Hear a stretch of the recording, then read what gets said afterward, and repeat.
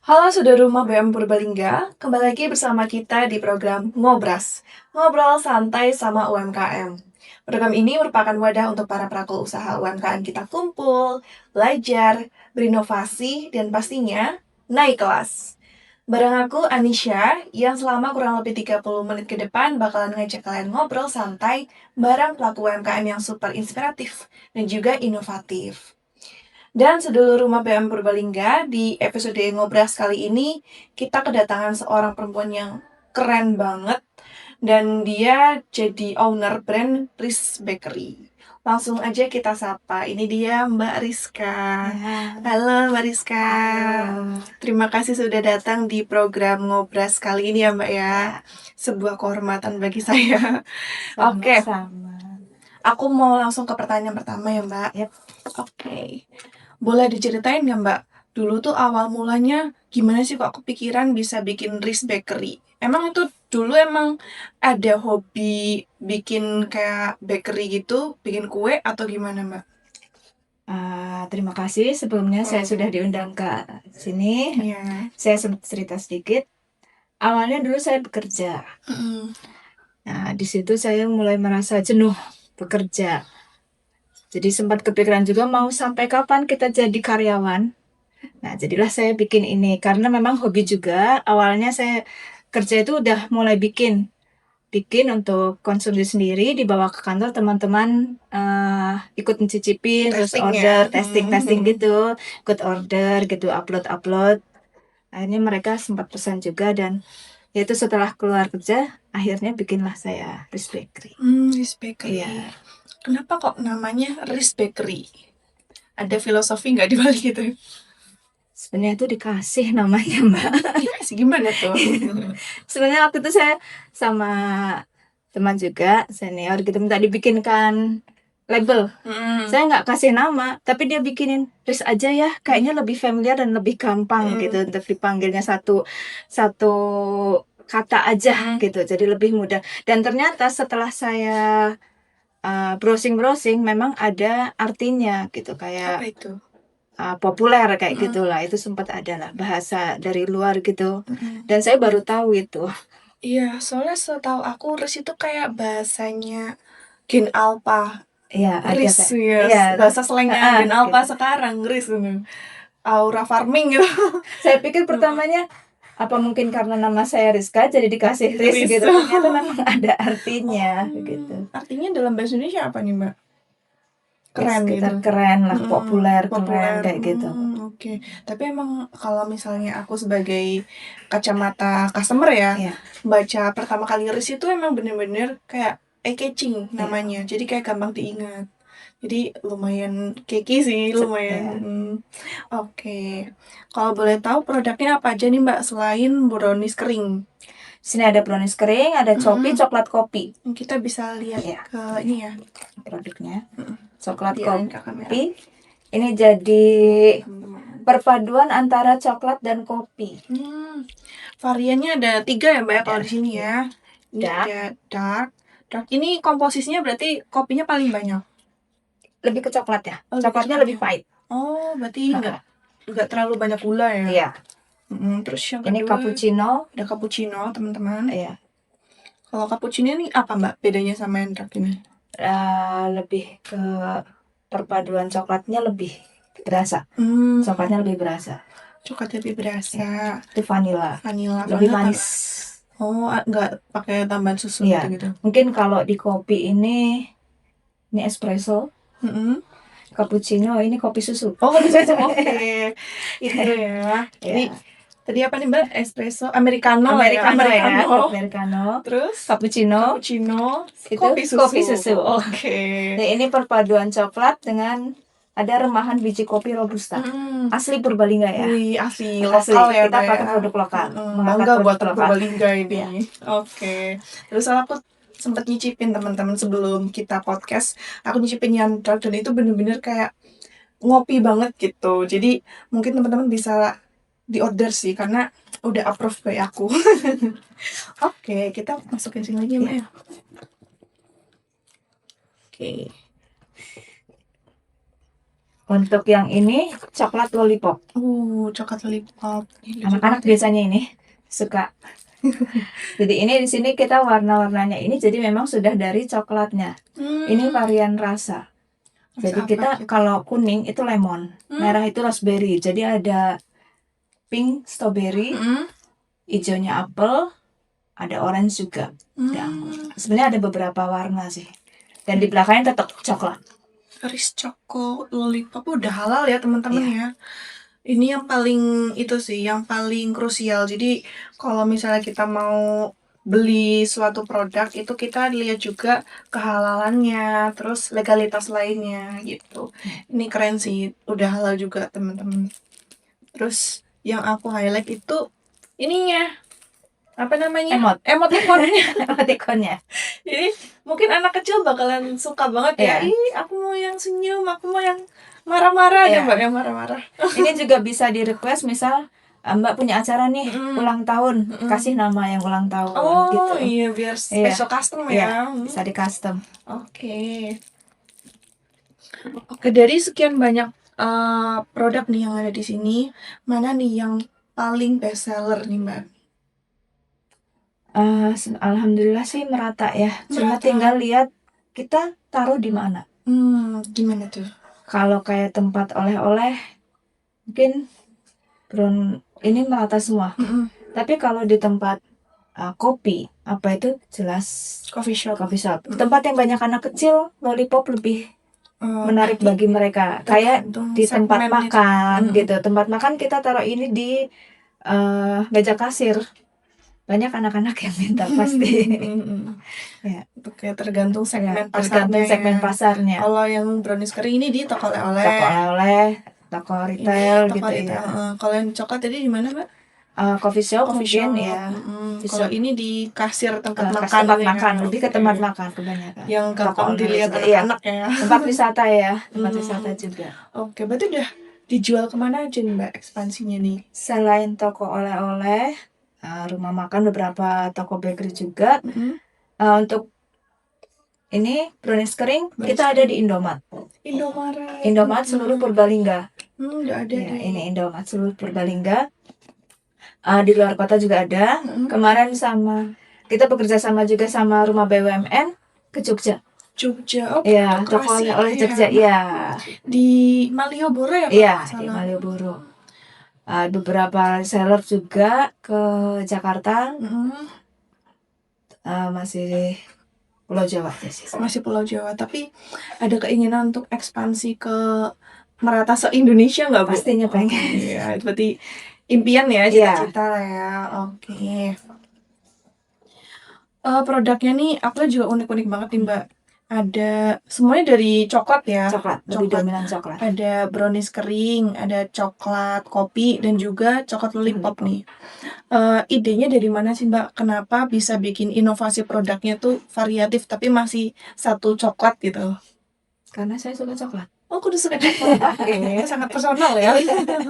Karena suka coklat. Gimana caranya ngolah coklat kita bisa konsumsi, orang lain juga bisa. Tapi nggak gitu-gitu aja gitu. Kayak brownies kering ini. Mungkin brownies kita tahunya yang brownies panggang, brownies vodka brownies kukus. Kita cari apa ya yang belum ada, yang bisa bertahan lama. Brownies mungkin masa ketahanannya kurang. Iya, cepat. Paling lama itu brownies vodka paling 10 hari gitu ya. Kalau ini kan bisa sampai berbulan-bulan gitu. Karena kering ya. Karena kering. Kita coba itu.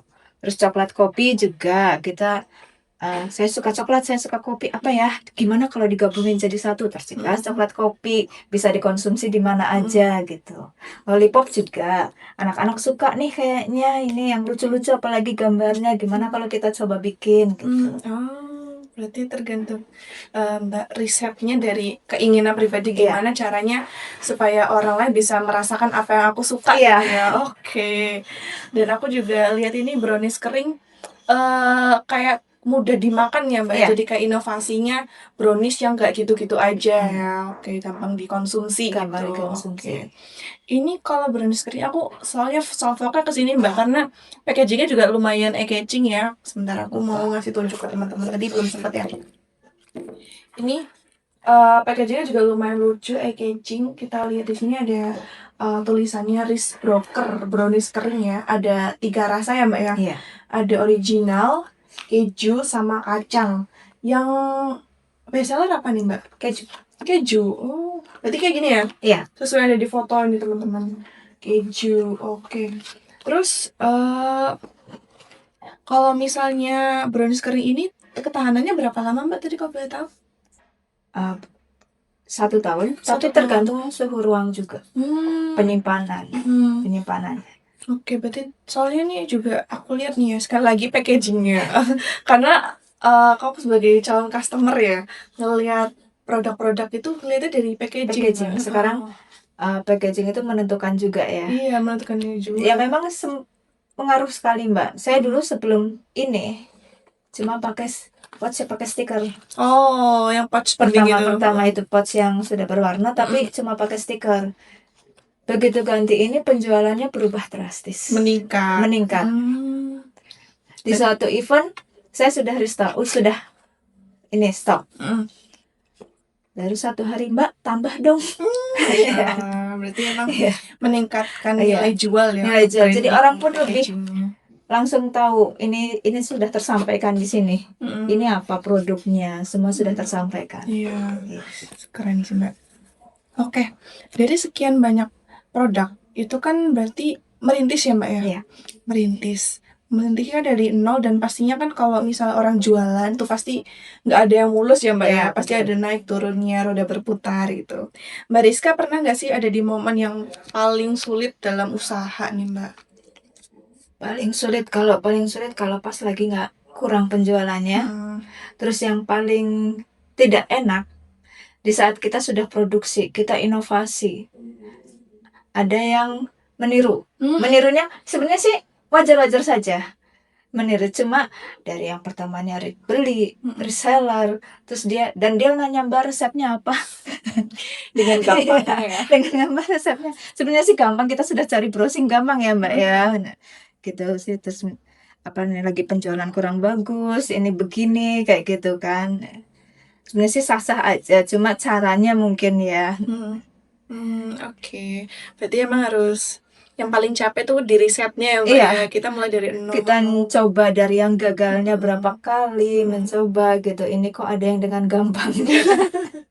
Mungkin buat pelaku usaha lain juga sama, ada beberapa teman juga kayak gitu. Belin banget udah kita nyoba udah susah-susah, ini dengan mudahnya nanya resepnya apa ya Mbak. Oke, berarti menurut Mbak sendiri apa sih yang perlu disampaikan ke teman-teman para pelaku usaha lain supaya meminimalisir hal seperti itu Mbak? Dari pengalaman Mbak Rizka ini.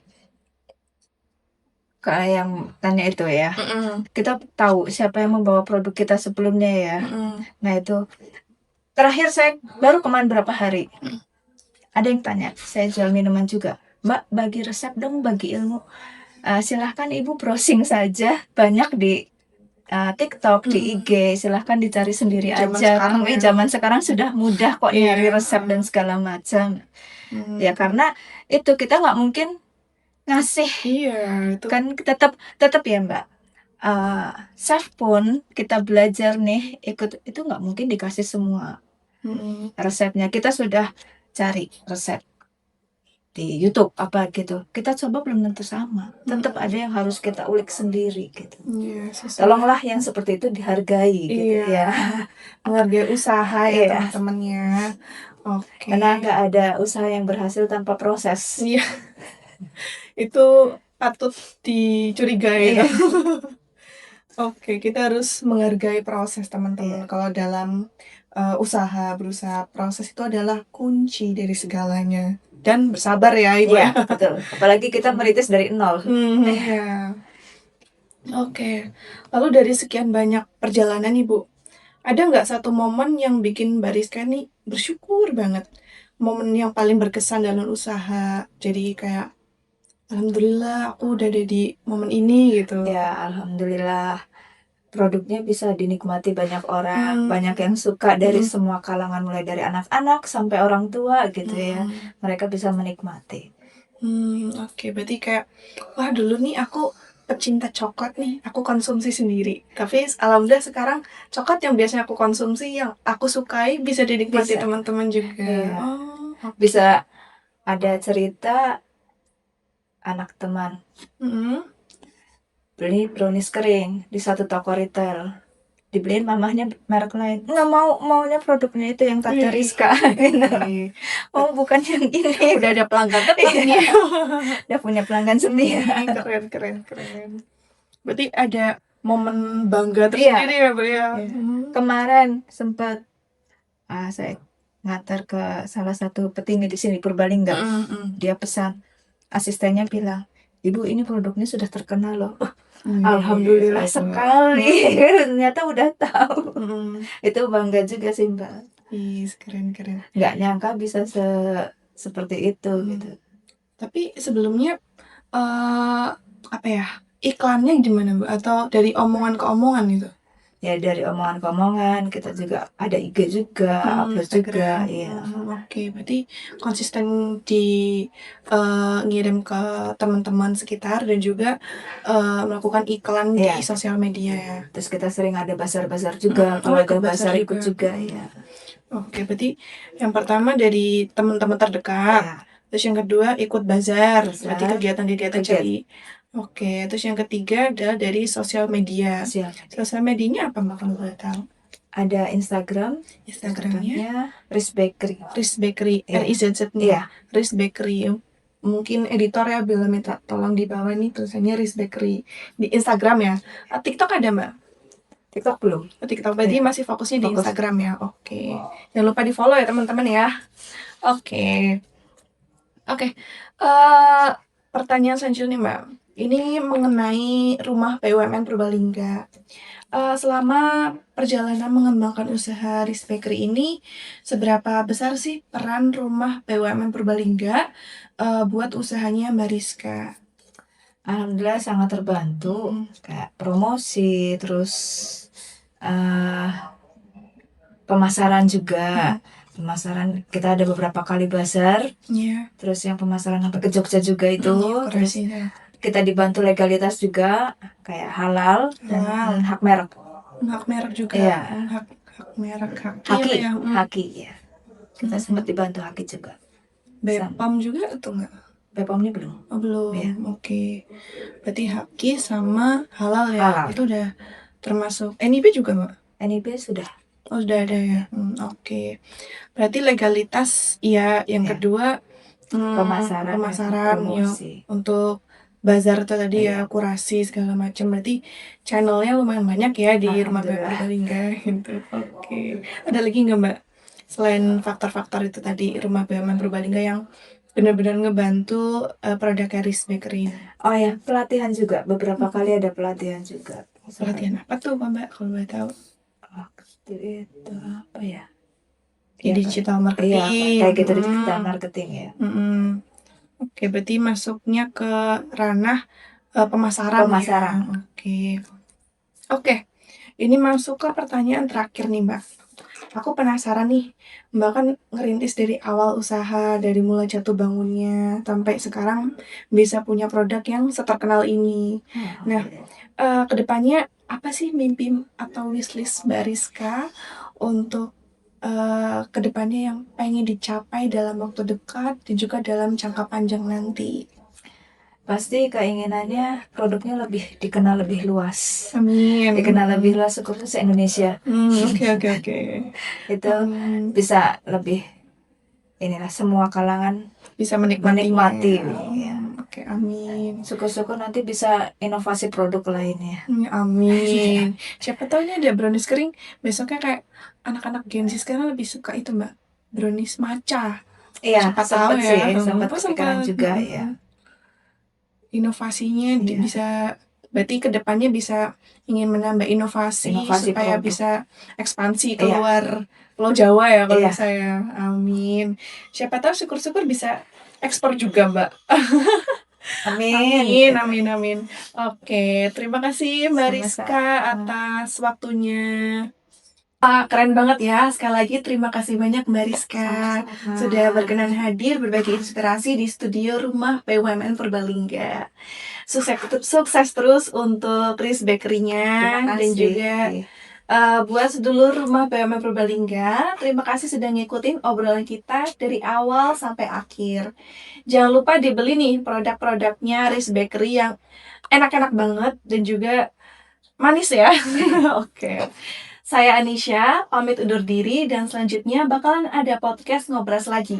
Jadi pantengin terus ya platform-platform yang ada di Rumah BUMN Purbalingga. Sampai jumpa teman-teman, tetap semangat, terus berinovasi, dan bangga buatan Indonesia. Dadah!